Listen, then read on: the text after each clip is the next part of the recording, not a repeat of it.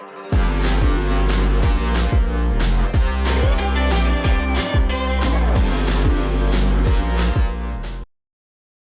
folks, my name is Aaron Powell and I'm a Principal Cloud Advocate here at Microsoft. In this video, we're going to start using some Node.js modules to work with the file system. We're going to use an existing application from Tailwind Traders. Tailwind Traders has many physical stores all over the world, and each night those stores will upload a file called sales.json that contains their sales data for the day. These files are organized into folders based off the store ID. We're going to start by cloning our application from GitHub. So to do that, I'm going to jump over to my terminal and we'll start the clone operation. So here we are, we're going to clone from a sample application, which is at github.com/microsoft docs/node-essentials. And then it's the node files within inside of that we're going to use for our application. So we'll kick off this clone and in a moment, we'll open that up in VS Code. I'm going to use Visual Studio Code Insiders to do this, but you can use normal Visual Studio Code if you so prefer. And inside of our application, we've got an index.js file that's been created for us. This is where we're going to implement our application, and we're going to start working with our file system from Node.js. To start exploring, we're going to use the FS module. The FS module provides synchronous and asynchronous methods for working with the file system. And we're going to focus on the asynchronous ones because we want it to be more realistic and the way that we would normally do that. So I'll import the right module, which is FS, and we'll do that from require FS. And then we're going to access the promises subproperty of that.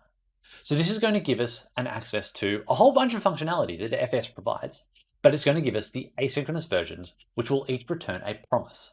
We can then use the async and await keywords to iterate over those in an asynchronous manner. So to do this, we need to create our application.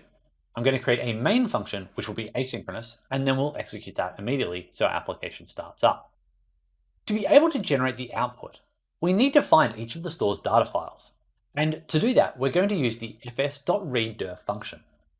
This function needs a folder path to read, and that's going to be its entry point. And then we can provide some options to it, such as whether to include metadata about the paths that is found on the file system. So we're going to create a new function that will be called from main that will get us a list of stores out of this stores folder. So that's what's going to be our entry point. And as we can see, each folder inside of that is numbered by the store ID, 201, 202, etc. So I've created the find stale files function. Inside of it, we're going to be passing through an argument, which is called folder name, which is the starting location.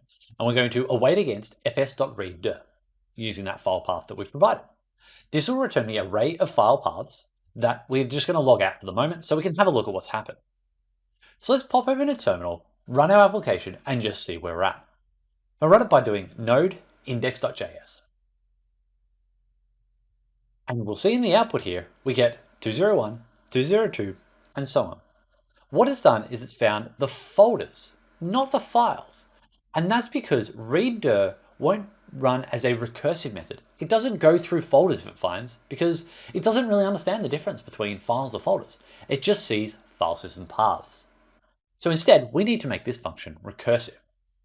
So I'm going to go back and update the find sales files function. Here's our updated function. At line 10, we've created a new array variable called sales files. So this is where we're going to put all the files into.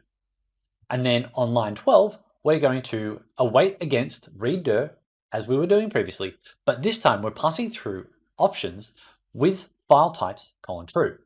So what this is going to do is instead of returning the raw paths, we're going to be returning an array of metadata about the paths as well. So I can then use a for of loop to go through this. And I will do for of, and then if the item is a directory, so this is because it's got metadata, I can call a function that will determine whether it's a directory or not. If it is a directory, we'll then re-execute the find sales files, but we'll add it the current item name. So that's the path of the current item to the existing path, so we can recurse through that. If it wasn't a directory, then we're just going to test to see it was sales.json. And if it was, we'll add that to our array of paths that we've been trying to discover, because that's what we're looking for is the files called sales.json. Now, if we execute this, we'll see that we get all of the stores out as we were expecting. Stores, 201, sales.json, so on and so forth. With this code, we've created a recursive function that will walk through the starting directory, which is stores, and then traverse down until it finds all of the sales.json files, pushing them into an array that we can then return to our caller. The important distinction here is how we call read_dir. We can either call it with or without options, but without options, we'll just get the paths. With options, we can get some metadata and we can do checks to see if something is a directory or not. That'll do for this video. We have our application displaying the files that we want and our folders in our folder structure. Join me next time where we're going to start working with the path module in Node.js, improving the way that we're building our application and fix some bugs that we might have already inadvertently added to our application. Bye for now.